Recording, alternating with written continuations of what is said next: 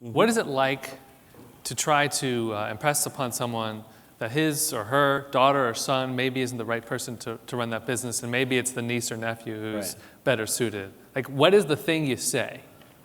What's the silver bullet? Yeah. What I try to do is I try to get them to talk about their vision for the future of the family and the business, and to get them to understand how the process, if the process is fair in the selection of the next leader, that the process will produce the best leader for the business, and that's in their long-term best interest. So you have to align it with their goals, and you have to have data to support it. You can't just, have an opinion and say, your son's just not good enough. You have to. Isn't that the case sometimes? It is, but you have to have the data to support it. You have to have the track record and the objective data that supports the So you have to be a little more professionalized, particularly when it comes to these business decisions. So what are some of the tools that family businesses can bring in to sort of professionalize that part of their lives? Well, one of the things that a lot of the families that I work with do is they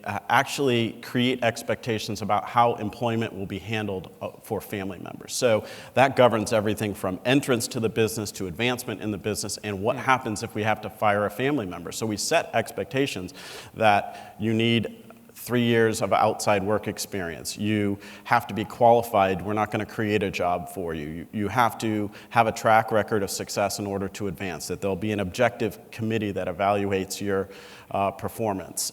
So there are a lot of different things that you can do that make that process more professional and bring objective data. The problem is where most families go wrong is they bring all the family emotional data to the table, and they don't bring kind of the rational data there as well. You need to have both sets of data. Do you have a tale of a successful firing, brother fires brother?